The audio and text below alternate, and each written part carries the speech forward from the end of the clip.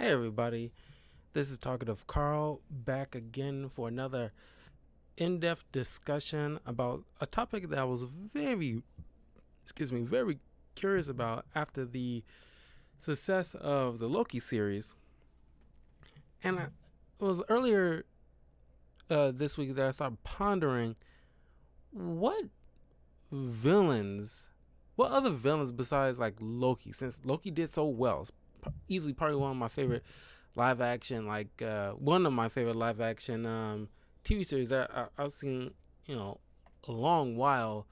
I mean, it's like as far as like live action, it's like right up there with like Brooklyn Nine, as far as how good it is. It's like, it's just superb acting, and just like everything is just like hit firing all cylinders.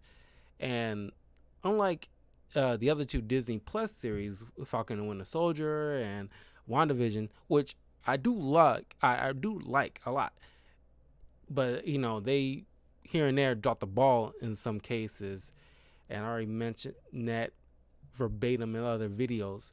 But this one's probably the only one that I personally feel that is just, there's a lot of episodes that are like 10 out of 10 for me, and maybe like one or two that's like, you know, 9 out of 10. And then, I mean, that's how well I love this series. And I think it's the only one so far as that we know of that actually is getting like a season two, unlike the other two, who actors or like characters are just gonna be coming back in the next film, or whatever the next film will be. And I'm curious. Is like I put in like at least six uh characters that you know some that are like are my favorite villains, and others I just thought like seems to make sense that will probably fit as far as like in the same vein as the Loki series. Not like cookie cutter, but it's like something similar to what the TVA is. And like just there's like a particular villain. Like it's kind of like the whole mindset of it takes a monster to beat a monster.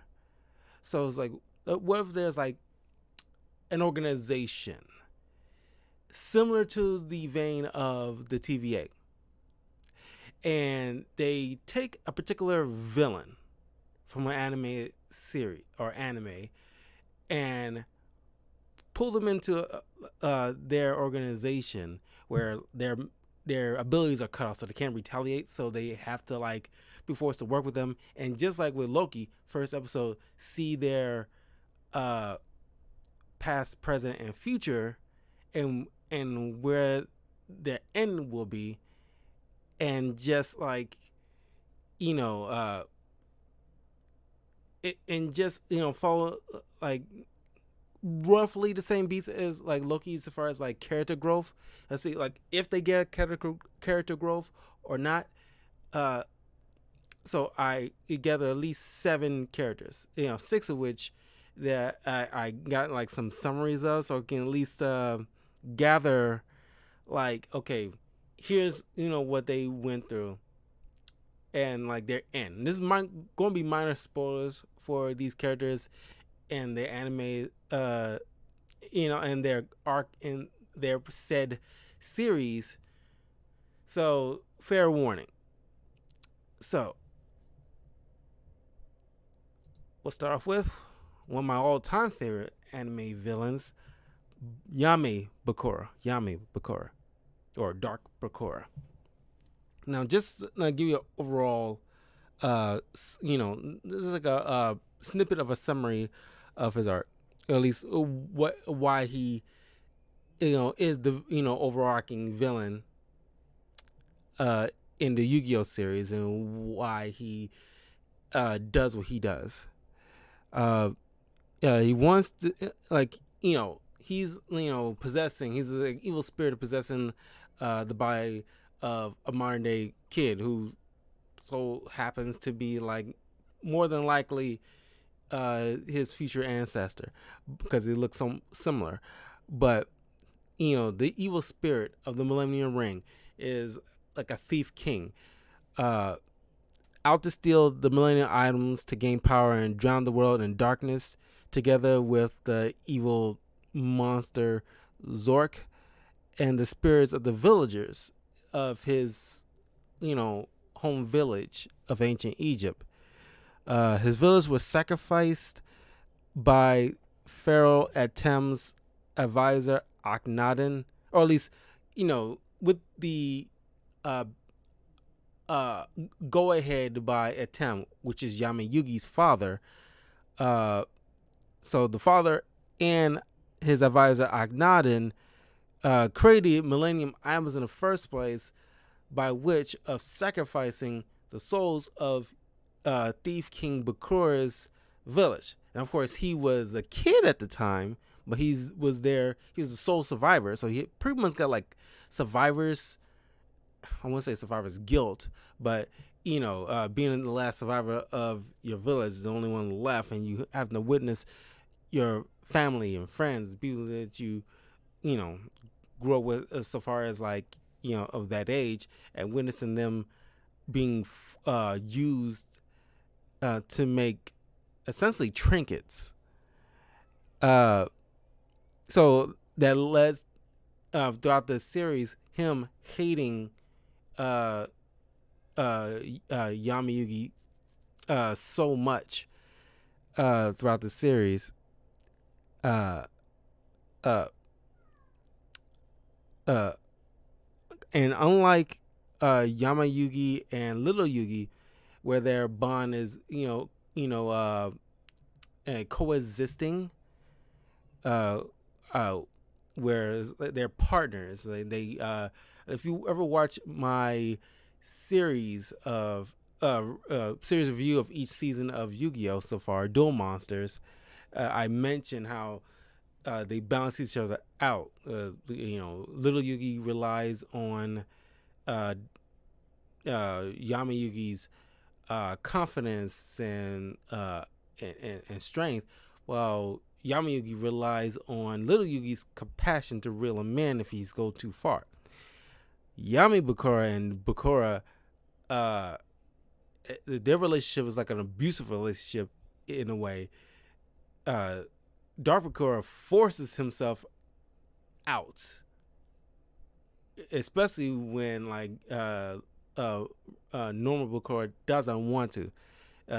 He's fearful. Is a painful process. It's just like he's feeling like used and abused.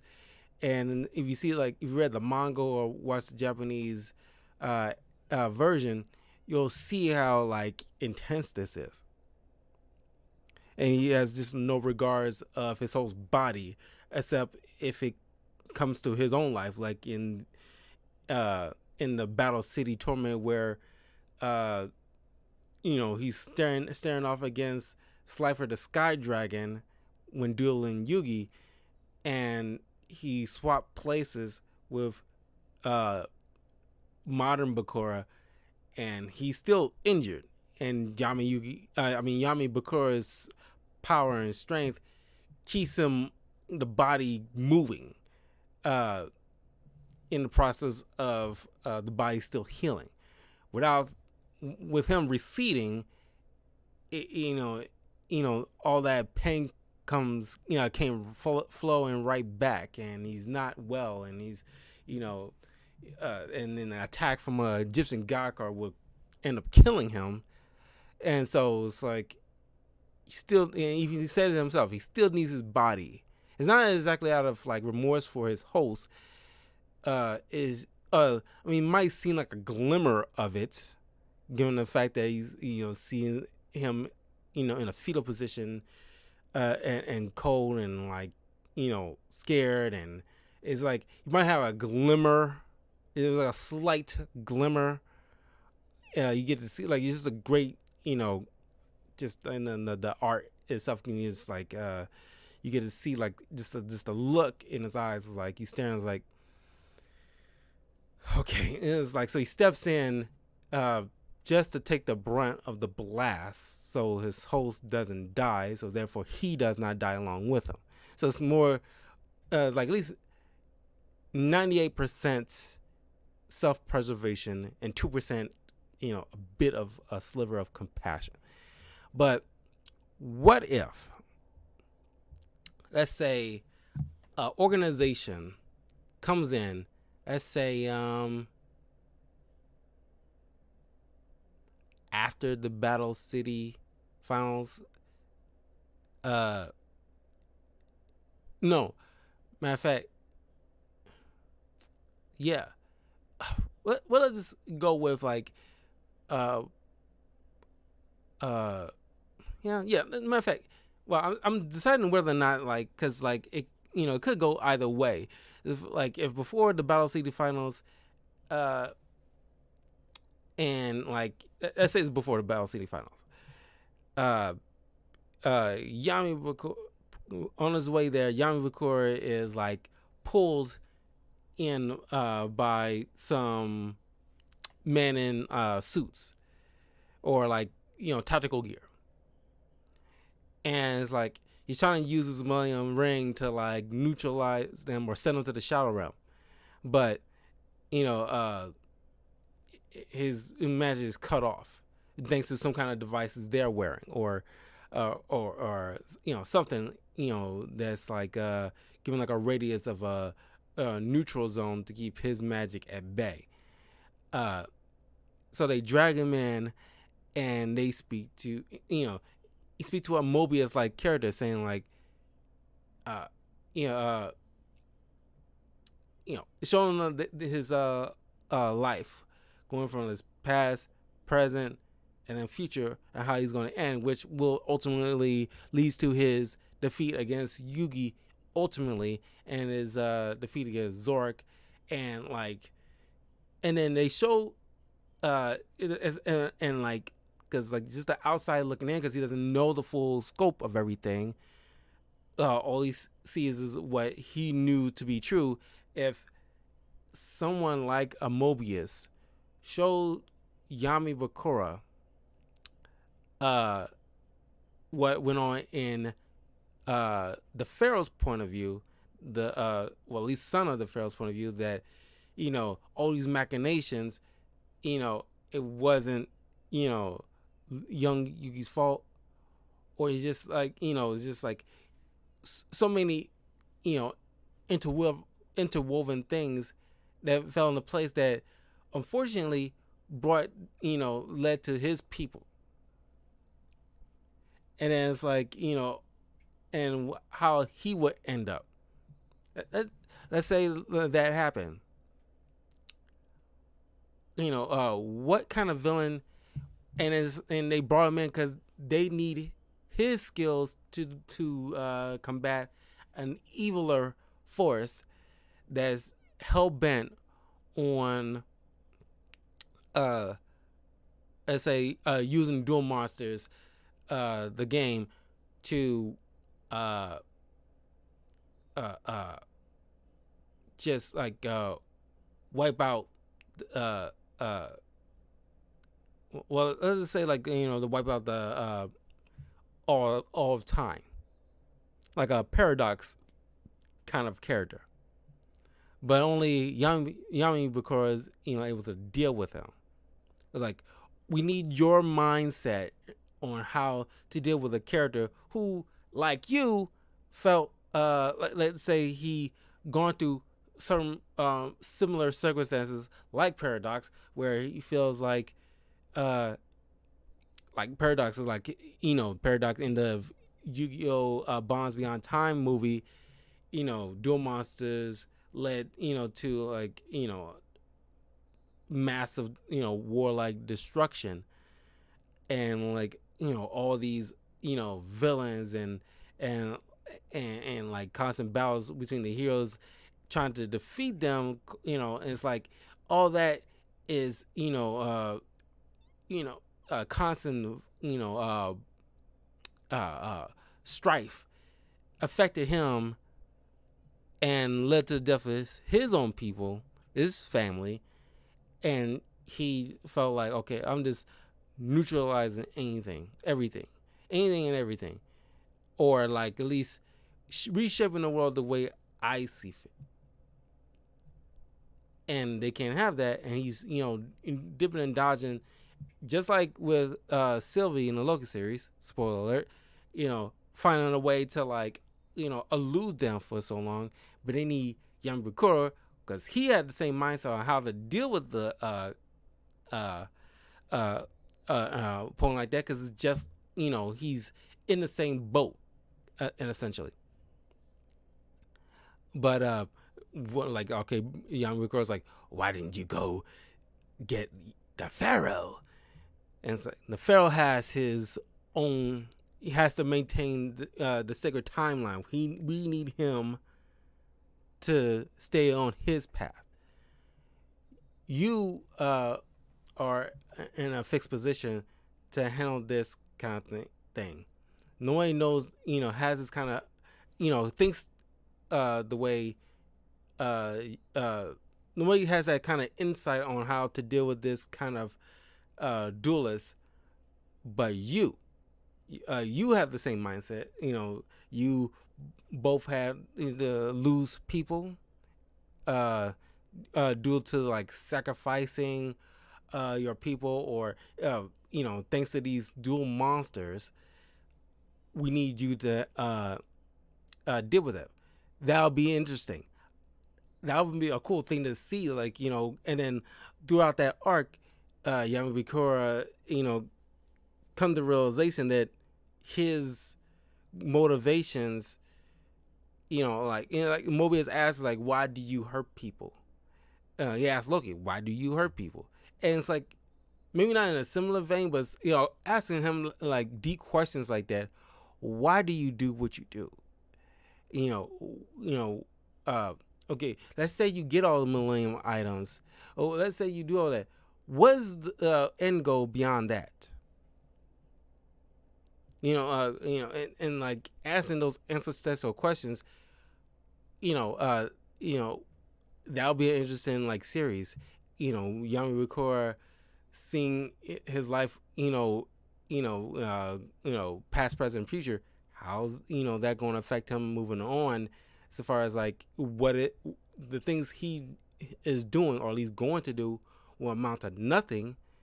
So how would he move forward? That is something I'm so curious about, as far as like bringing that to other villains. Like, we know how that played out with Loki, but I was saying like we're doing like a multiverse thing or anything like that, but just like a straight up finding this, and it's not gonna be like no female version of these people, or variants. It's like a straight up like uh, well, it could be like someone similar, but just like a villain doesn't have to be like the same kind of person. It's just like using the same methodology, or methodology, same patterns as, or using the same powers or skills as the villain they're recruiting.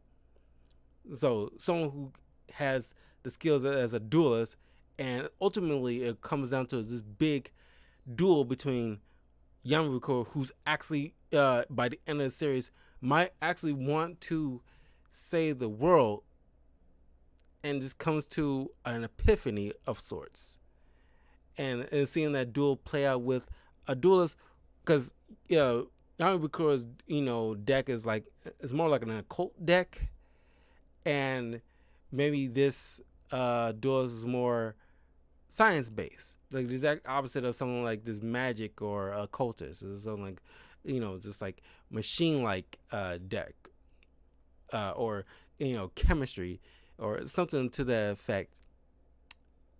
And it's just like something that's polar opposite to what he's used to, because he's all about, because he's a magic based kind of villain. And it's like and it'd be a nice arc where he actually has to coexist with his host, like Yugi and the Pharaoh did, and finally come to like terms.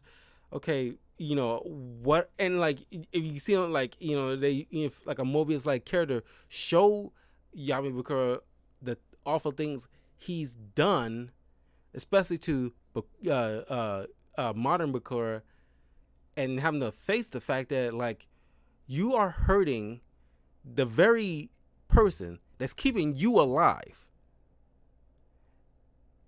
and they have to like finally come to grips, maybe apologize, and maybe like learn something from his host, and maybe vice versa, and at least like modern Bakura come to understanding of why Dark Bakura became Dark Bakura in the first place, because he had to witness something so horrific, and it was ordered with a very callous, hand wavy kind of decision that the lives of his people meant nothing just to make these items.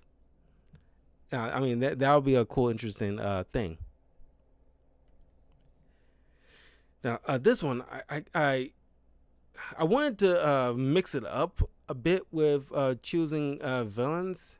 This one was a little bit of a difficult decision to put on the list. It's a short list, but it's just I hear people's like, okay, how you can make Dio Brando from JoJo's Bizarre Adventure, like put him in a scenario like, because it's not like he's not as evil as Loki. He's more so on the same vein as like almost like Thanos in a way, almost.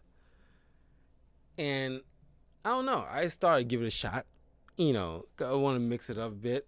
Make some like anti-hero straight up like, I want to include it like a straight up like really nasty person and see if it worked.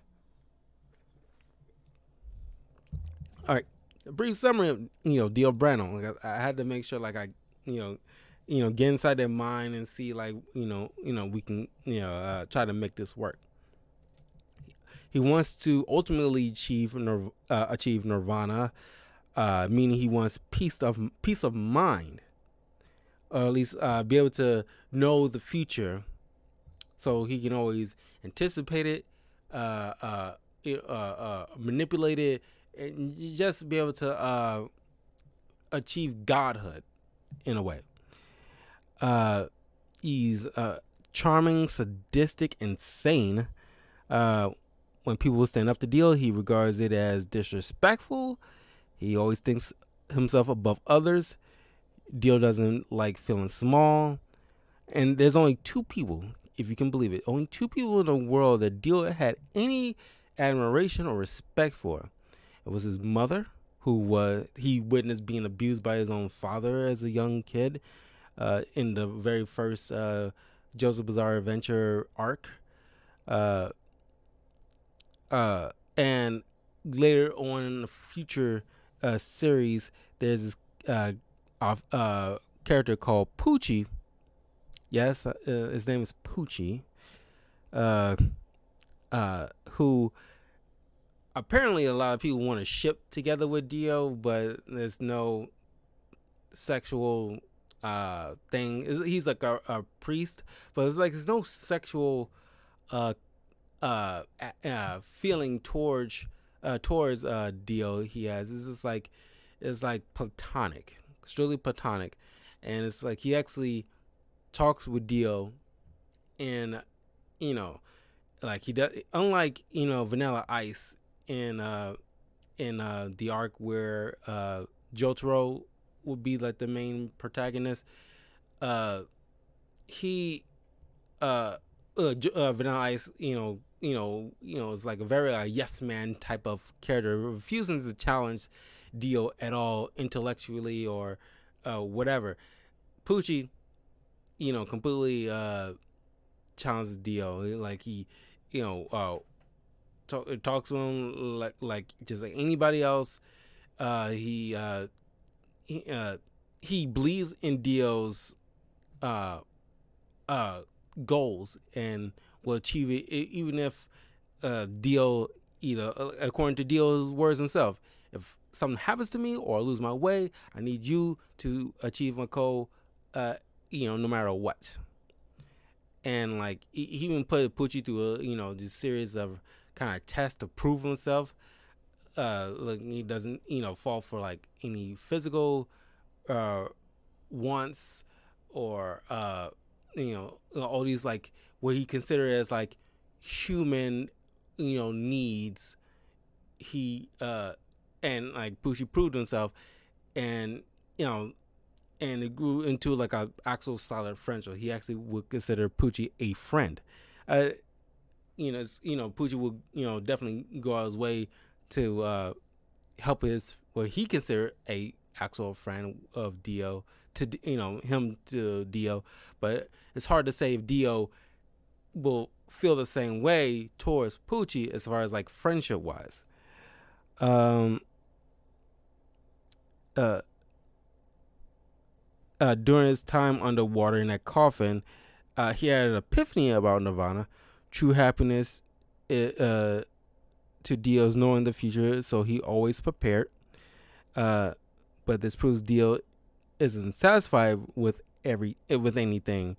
In the video game Eyes of Heaven, which I did like a walkthrough of, one of the very first games I did on my channel.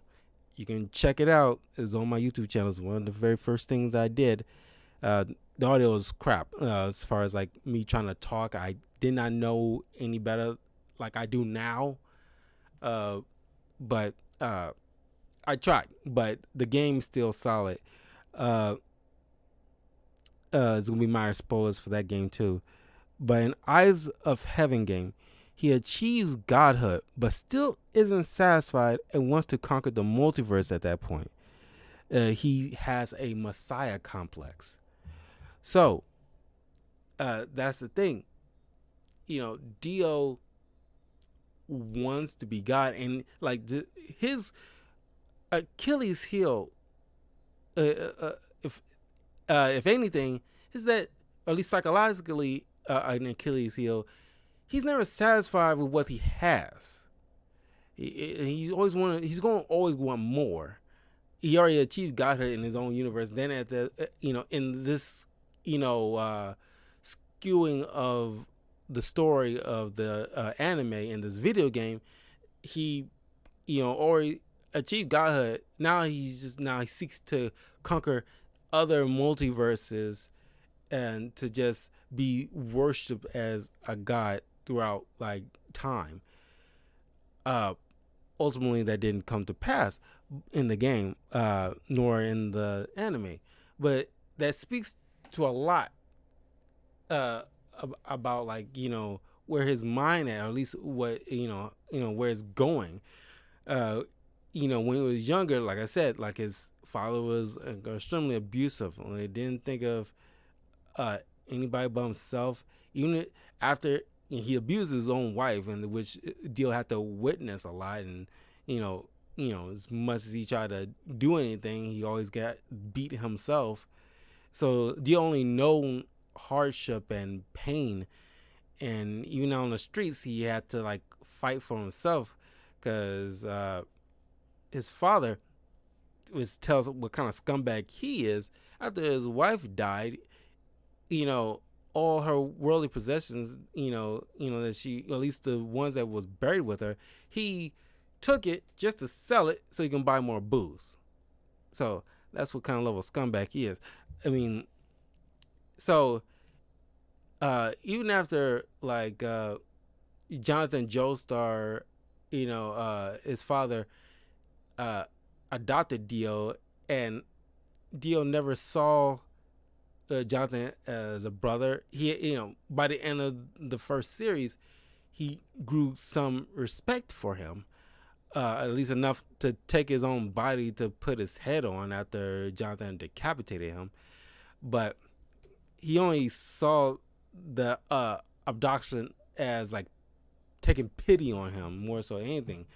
And the fact that he went out of his way to abuse Jonathan, anybody who he has any kind of affection for, even his own, he roasted Jonathan's own dog in an oven, which he just like, which is like a clear sign of, psychopathy. When you start like doing any kind of torturous things to animals, that's a huge red flag.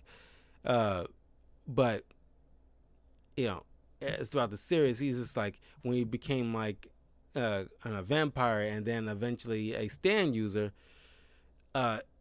he just like completely went off the reservation. And at that point, you just see himself like just a god, all immediately. Didn't take no time at all.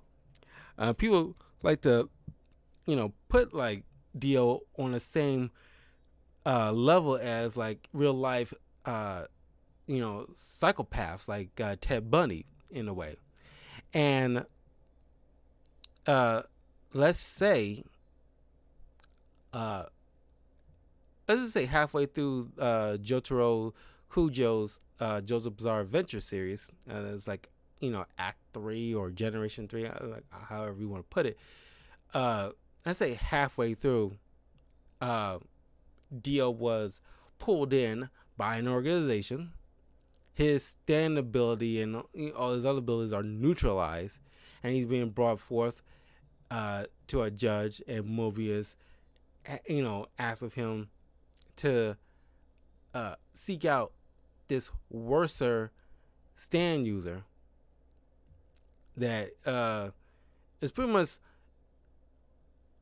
has like an like a horrible, even worse stand ability than even Dio's, which is the world, and his main power is stopping time.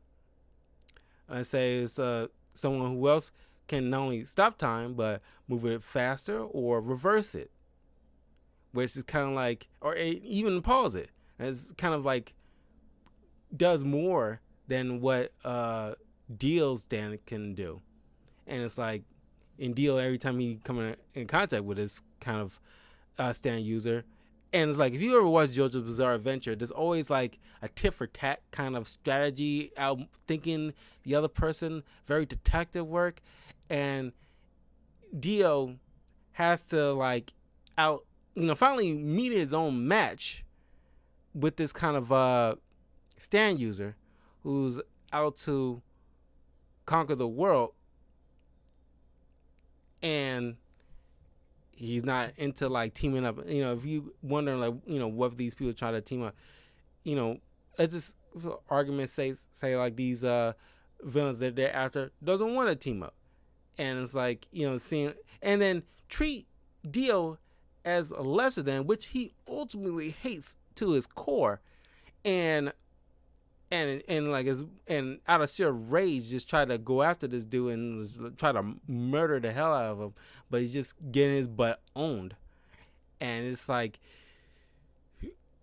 being forced, because every once in a while Dio's being like Jonathan or Jotaro, they when they lay the smackdown on this dude, not that it actually humbles him, but just by surface level humbles him a bit, saying like and this pretend villainous creature, the stand user, just with a no time flat lay his butt out, and Dio has to deal with something like that. It's just like a monster beyond monsters. It's like it's kind of like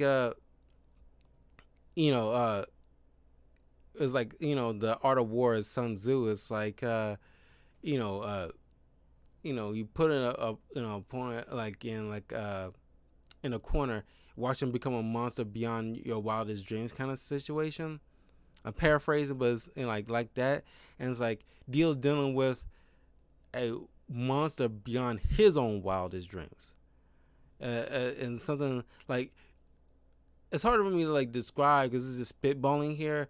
But can you imagine someone who's even worser than even Dio could even conceive himself to be, and Dio has to combat that, and because Dio one time turned a woman, because he kidnapped a woman and her and her baby, and this is like one of the things like it was hard for me to watch because I had to literally skip over because it was like too tough for me to see. This is during like the first arc of the very first JoJo Bizarre Adventure.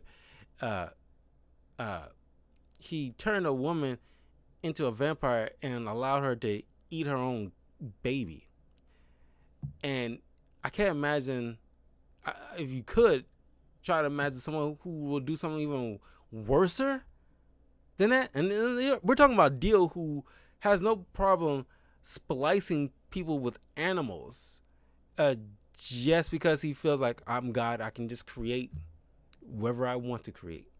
And and you're dealing with someone who goes even further beyond even that, just like on some devilish stuff. If Dio thinks he's God, what is Dio's devil? Put it that way. If Dio considers himself a god, what is Dio's devil like? Think about that. And it's like, I don't know by the end of this like 6-episode short series if Dio come to any kind of realization, or I doubt he'll have like any kind of change of heart. I don't expect a character like this to have any kind of change of heart as far as his outlook, and how you can change. This is like an immortal being, and it's like, how can you change something that was pretty much, because like when you're older, it's like you pretty much set in your ways at a certain point. And being an immortal, I'm pretty sure he's definitely set in his ways. But I don't know. Sometimes people can change, and it'll be interesting to see if a scenario where Dio looking upon his life and you see how it ultimately ends with his defeat and death. And it's like, will that humble him to a point where he feels like, he has to be satisfied with himself and come to grips with what he's done to the Joestar family, and it's like, and I don't know, seek forgiveness or try to make amends in some kind of fashion. I doubt it, but that'll be an interesting thing. Next anime villain, Grimmjow from Bleach. Now, it is a relatively quick because Grimmjow, he's not the overarching villain. He's like a kind of stepping stone adversary for the hero. It's kind of like the mini boss before the main boss.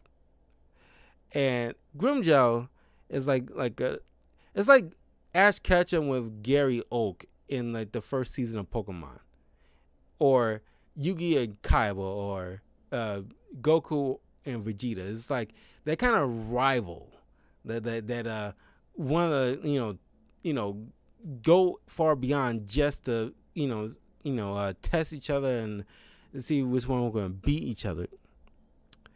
Grimmjow, of course, is an Arrancar. He has like one of those kind of characters that has like a big arrogance to him, and it comes from the fact that up until the point where he's recruited by Aiden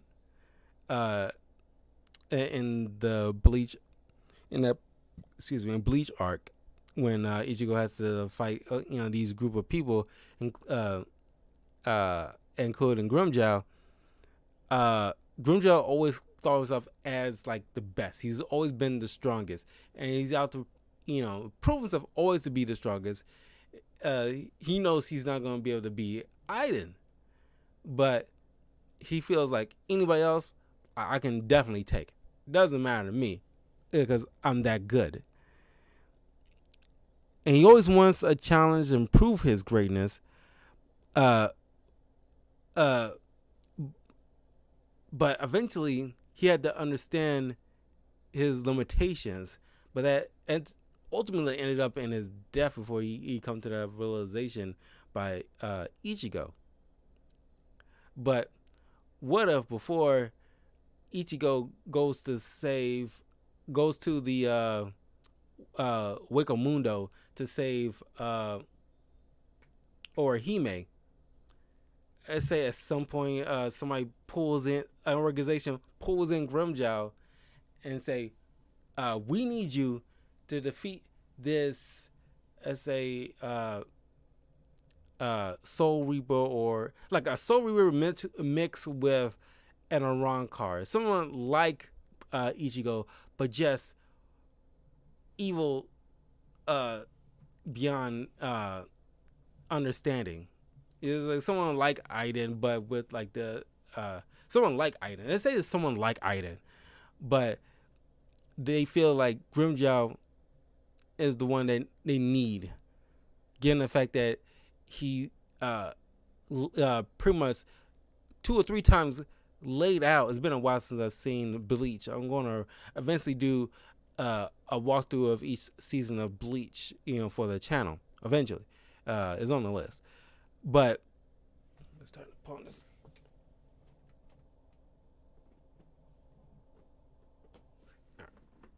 It's starting getting dark. But let's say someone pulled in Grimjow to the side and say, "We need you. We need you to help us deal with this weird chimera-like entity that is like you and Ichigo combined with all your worst qualities."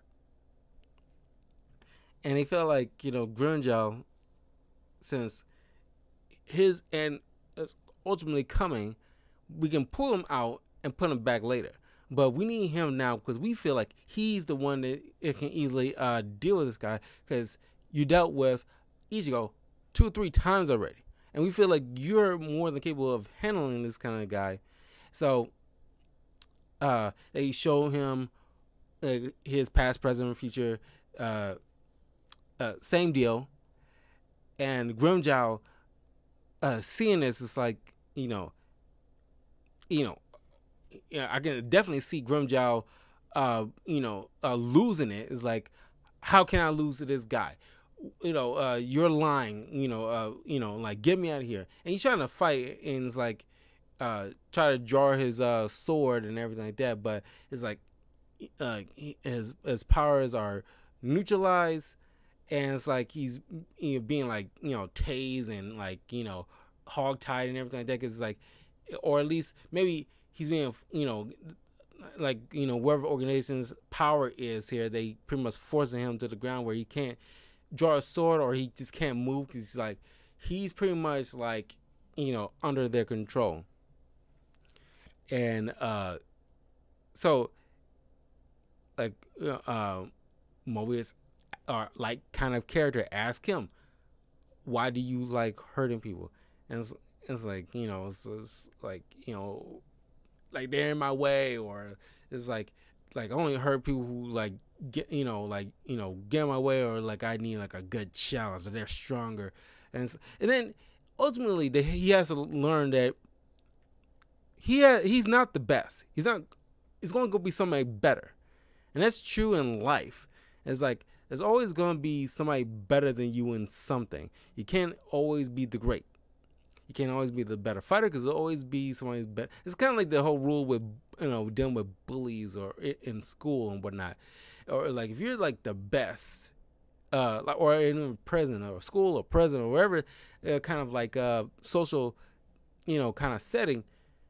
If you're like the best, like fighter, or smarter than most people, there's always gonna be somebody that's gonna be smarter than you.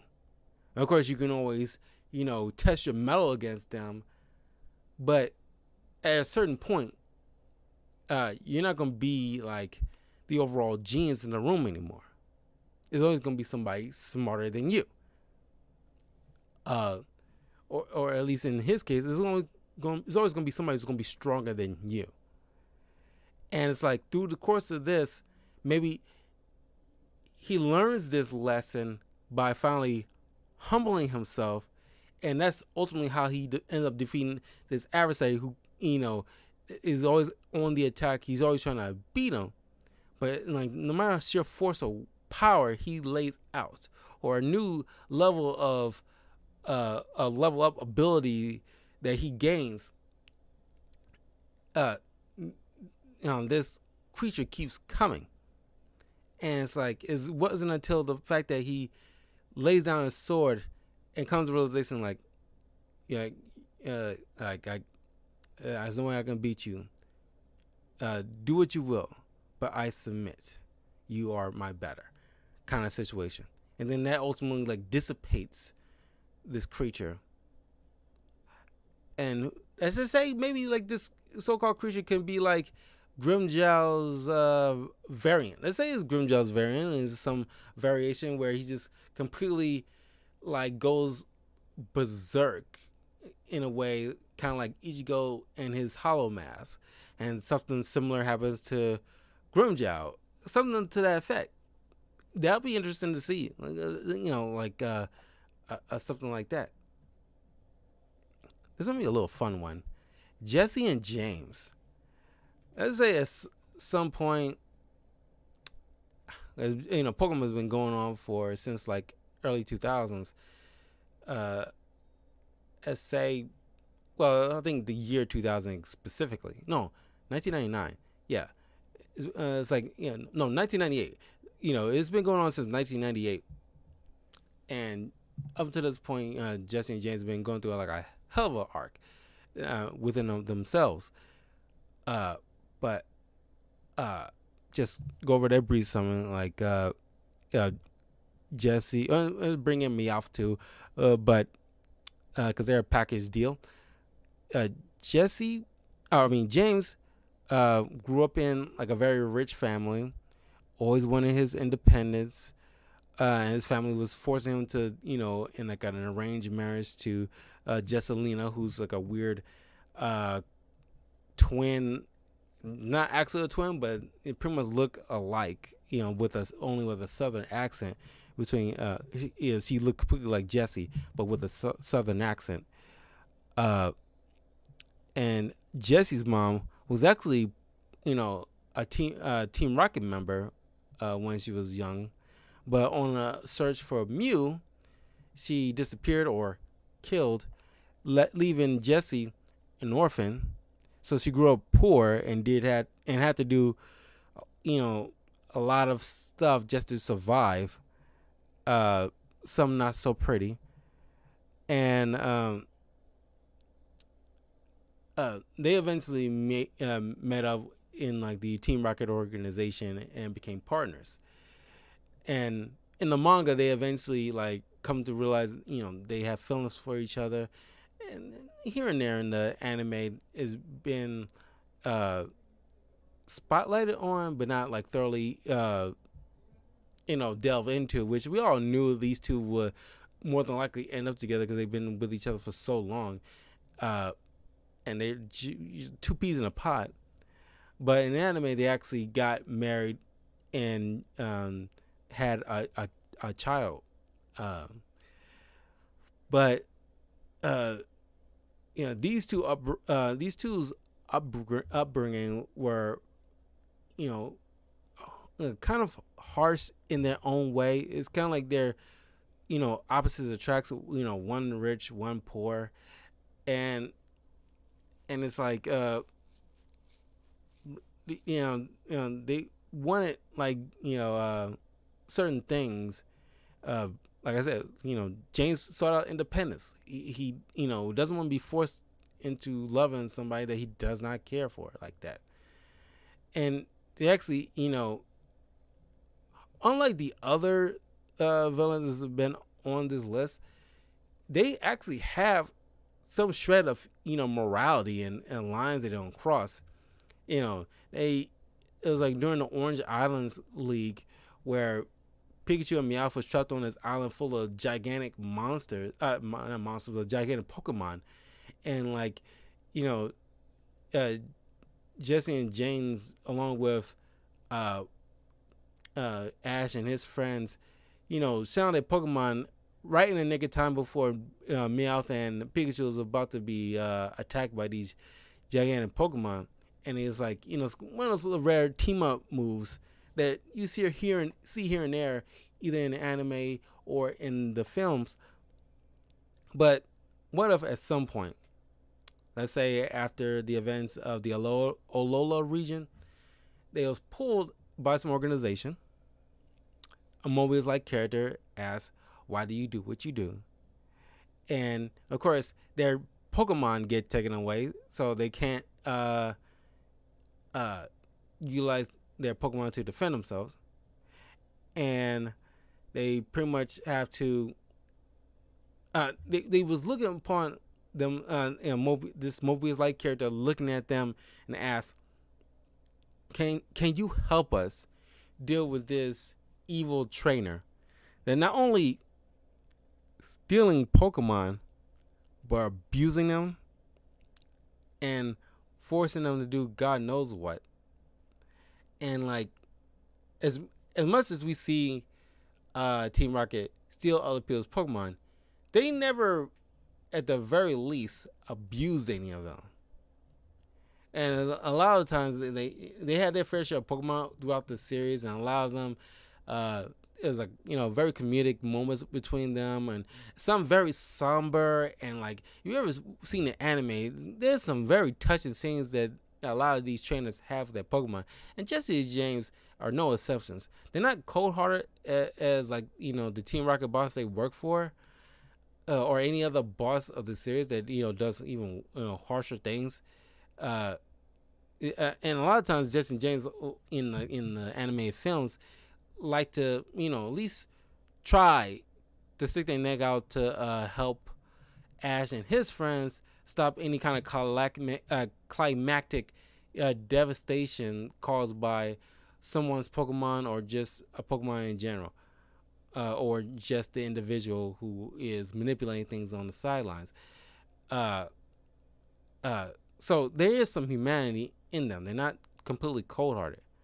And somebody asked them, "Can you help us deal with this?" And it'll be like an interesting feel that like an interesting thought or feeling, or just like a moment in time where you actually see Jesse and James be the heroes, where they don't get blasted off again, and they do the blasting off on somebody else. And like maybe in this organization managed to pull out every Pokemon they ever used throughout the entire series, and they get like at least 6 of them, because they only carry 6 Pokemon with you at all times. So they get all their best Pokemon that they ever used throughout the series, and they utilize them to beat this evil trainer and his Pokemon from unleashing devastation, utilizing some brand new Pokemon that we haven't seen, and somebody like might create for this particular movie or a TV series. And Jesse and James looking throughout their lives, and I'm pretty sure they told each other's backstories a long time ago, but it's a whole nother ball of wax if you actually see it in action. I mean, Jesse met Jesselina. She doesn't approve of her at all. Doesn't like her not one bit. But actually see like them as kids.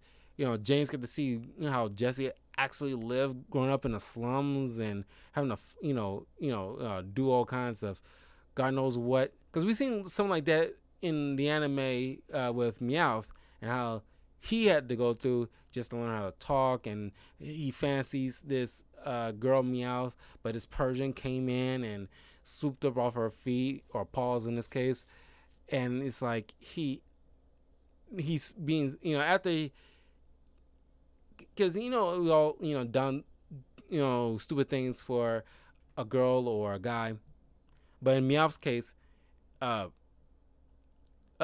forgot what that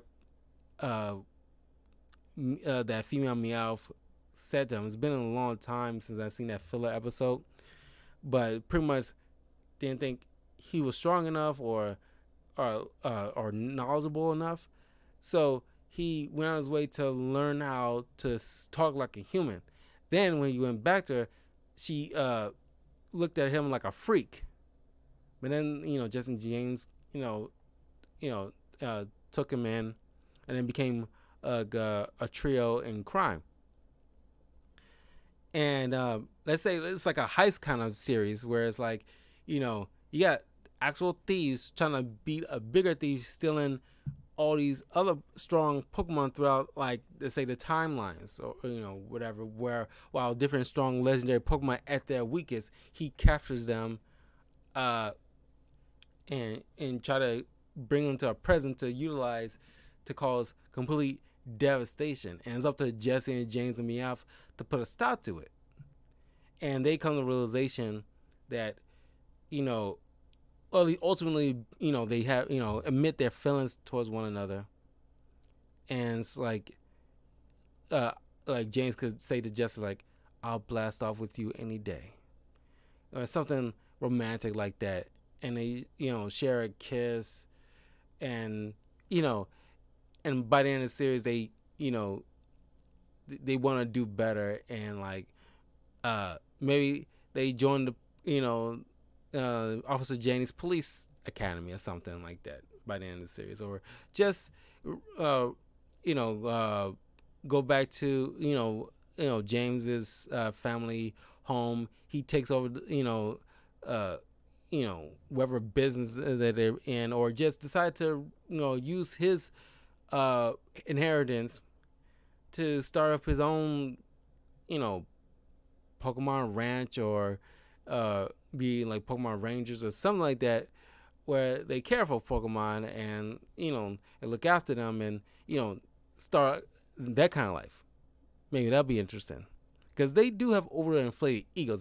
That's the biggest thing. They do have a over inflated self of worth, and they have to come to realization, maybe you're not as big as you think you are. You get beat by this kid almost every time. At least 9 times 10 you get beat, either not by him directly, but maybe some friends or friends he's making along the way at the time, like a gym leader. And it's like, what you're doing isn't gonna pan out by the end. You will never catch this Pikachu or any other Pokemon, but we can put your skills to actual better use, at least your knowledge on how to deal with a worse criminal that's doing something like you've been doing, but better. And we need you to put a wrench in it. Your monkey wrench that can be thrown into somebody's plan. That's what we need you for, kind of situation. Next, Orochimaru, another great anime villain from Naruto. This individual wants to ultimately conquer death. Now, he, of course, grew up in the second great ninja war in Naruto, along with Jiraiya and Tsunade, who were the only ones keeping his sanity anchored. But growing up and seeing, I never grew up in war, but a lot of people probably seen like a lot of war-torn areas and strife and all other stuff, and witnessing all of this, and with his death of his parents at a very young age, and then more death after that, it started to seriously affect him. And then he grew to the point where he wants to be able to not only master all jutsus, but become immortal so he can conquer death. Of course, Orochimaru is like Sasuke. He's been considered like a prodigy or a genius, because he was very skilled at what he does at a very young age. He like Dio has a god complex, but he also have a love for chaos. And he's obsessed with acquiring new jutsus, and that's why he covets the Sharingan eyes, but from a pure source, not something copied like or what he considers diluted, because he never want to get it from Kakashi, because he views it as a diluted power compared to the pure source, which he wants from Sasuke. But let's just say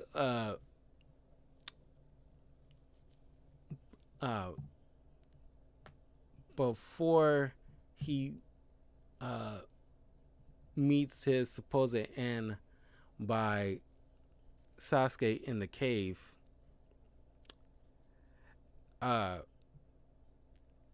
somebody pulled him, some organization. Well, of course, he didn't have his arms yet at that time. let's say he was pulled um before he, let's say like the day before he, you know, enacted his war against the Leaf with the uh sand ninjas. And uh they this organization managed to neutralize his skills and keep them chained up, and ask flat out, why do you want to, like, why do you enjoy hurting people? Do you enjoy hurting people? And why do you enjoy hurting people? Let's say you achieved all your goals. What will you do beyond that? What is the ultimate end goal? And that's a hard question for a lot of people to answer. Like, once you achieve your goal, what is beyond that? What do you ultimately want? If you get it, what is beyond that point? And then he get to see his like past, present, and then ultimate future, which of course ends in a good note in the Boruto series. But all that stuff in between is like, okay, what the heck am I looking at kind of situation? And Orochimaru, has been asked to deal with this particular ninja that's been eluding them, who's even worse than he is. And he's like, let's say, since Orochimaru wants to conquer death, what if he's dealing with a villain that's all about death, like some vampiric type of person, or some kind of ninja that has the ability to decay, has like a ninja ability of decay, and that's the ultimate kind of like death personified. And it's like he's kind of like Orochimaru's. If Orochimaru in this instance is Sherlock Holmes, and who will be his Moriarty? Because they're both very intelligent, and I picture Orochimaru, his kind of villain should be just as smart as him, and they kind of outthinking each other along the way, while trying to solve investigate crime scenes, and they trying to monitor like like if you did this, what would you do next kind of situation. And it'd be nice to have Steve Bloom like do the voice for this guy, and just like it'll be like that'd be like an amazing kind of like side story of like Orochimaru is trying to like stop this even worse villain who's out to, because ultimately Orochimaru doesn't want to destroy the world. He wants to just conquer death in a way, and it's like he'll use people however he sees fit, and he just want to bring us down the Leaf. I don't think his goal is to rule anything, but this person is a personification of death, and he's one just eradicates everything, and that part wouldn't sit too well with Orochimaru. Now, it could argue that Orochimaru would like ultimately deal with him, but try to sample his blood or skin cells or whatever DNA he can grab, so he can bring it back home in his own timeline to try to utilize for future purposes, because that would be totally what he would do ultimately. But that'll be interesting. But then maybe by the end of the series, he'll learn that death is a part of life kind of situation. That's what a lot of people eventually grow up to learn, is like all the people that you lost at a young age, as ultimately, because we all know what happened with, as far as like how jutsu and ninja started with Kaguya and everything like that. But let's say he saw all that too. What would be his mindset moving forward, as far as like his going choices now? Like, it's clearly he has to reevaluate his priorities now, come to that realization that, all that has been manipulated and like turned on its head. Everything that he, grew up being taught, and whoever had been taught, whoever taught him, whoever they was learning from, all that's been manufactured, and we've been, falsely led kind of situation. It's like, all this ninja way and everything like that. Like, and like all that has been like, all these are machinations just to bring back this alien. That ultimately her power is what like kind of birth, not only the ninja nation, but what we know as jutsu's period. But what if this all humbled him in a way, as far as like him coming to the grips that death is a part of life. The people he knew had, like despite the strife, they grew up. They got as old as they possibly could before their untimely deaths. They had fun times. They lived. They managed to at least live, whatever how brief. And he can easily remember the good times he had with them before that untimely passing. And with that, kind of like speed up his arc from what ultimately he probably will come to believe, because by Boruto he's a little more he's less sadistic. Let's say he's not out to get anybody. He's like so I don't want to put anti-hero, but it's just like more so like reluctant hero, I guess, by the end of it all. But that'll be interesting to see, like in Orochimaru kind of series. Then, of course, Stain, the hero killer. Now, I definitely see like a series arc with him, maybe reevaluating his beliefs. And this is someone who has like a more like a religious belief in a way of how he sees heroes and what they're supposed to be doing, as opposed to what he's witnessing. Stain wants heroes to be heroes without being morally corrupt by fame and actually kill their villains. Stain doesn't believe people can change, despite he's seen like until the point where he meets Deku. Everybody else before that has just been, or at least beyond All Might himself, has only been out for like the glory of being a hero without actually, because as he was not Menenta, that's the great guy,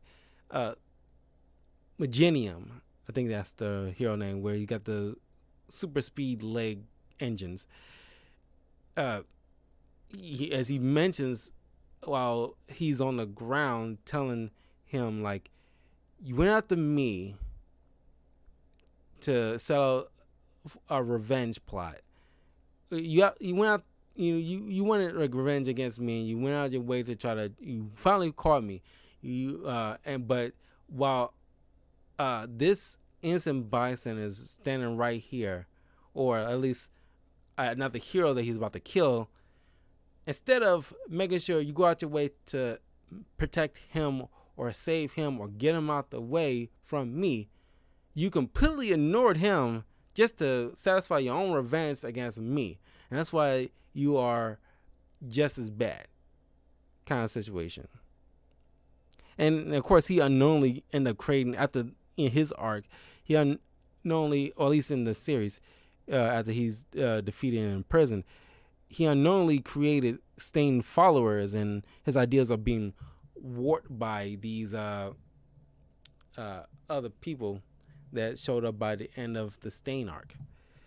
Of course, like he's like a one of those kind of like people that on the streets, like preaching kind of situation.